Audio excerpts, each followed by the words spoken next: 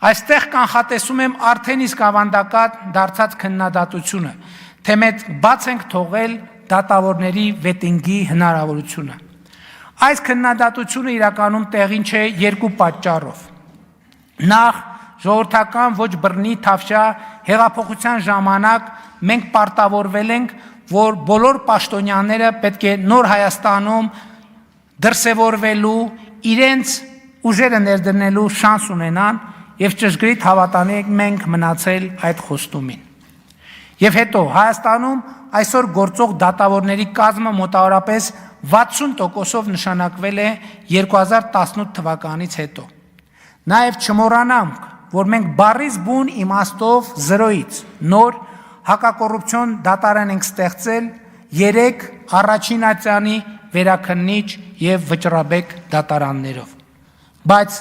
ինչքան էլ դժվար լինի խոստովանել, հակակոռուպցիոն դատարանի հանրային ընկալումները հաճախ չեն տարբերվում մեր մնացած դատարանների ընկալումներից։ Սա մեզ պիտի հուշի, որ խնդիրները եւ դրանց լուծումները այնքան էլ պարզ չեն, որքան կարող է թվալ,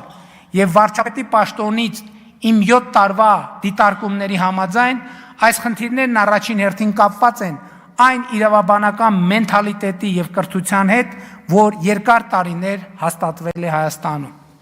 Իսկ այդ մենտալիտետի համաձայն արդարադատությունը միշտ չէ, որ արդարություն է։ Այդ մենտալիտետի համաձայն արդարադատությունը երբեմն, ոչ միշտ, բայց երբեմն կարող է նմանվել տերովին տերն է տարել անտերին գելը հին ժողովրդական առածին եւ անհեթեթորեն ձգվող դատավարությունները սրա թերևս ամենավառ օրինակն են։ Այդ մենթալիտետի համաձայն արդարադատությունը կարող է հասանելի լինել միայն էլիտար փոքրիկ խմբակի եւ դրա մեջ տարօրինակ ոչինչ չկա։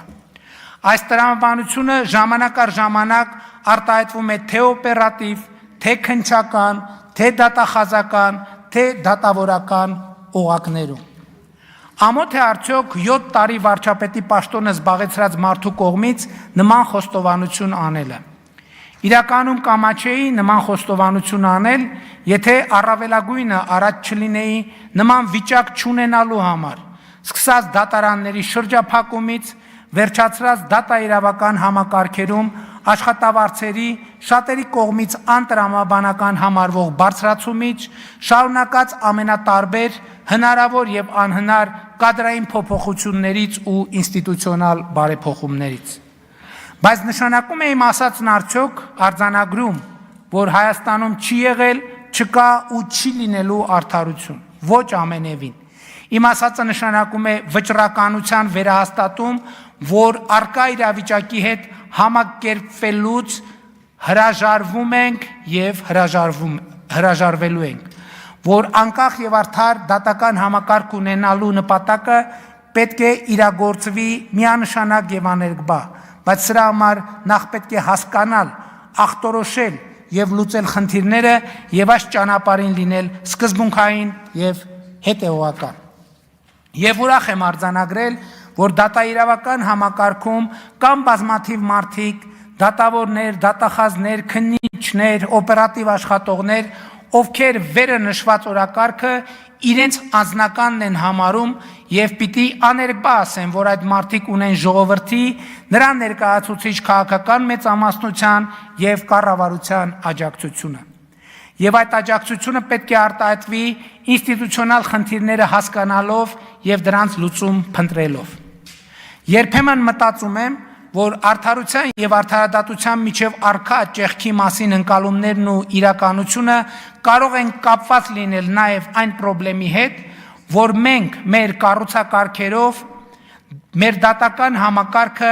էականորեն հեռացրել ենք ժողովրդից, ըստ էության կտրելով նրան ինքնիշխանի, այսինքն ժողովրդի եւ դատական համակարգի միջև օրգանական կապը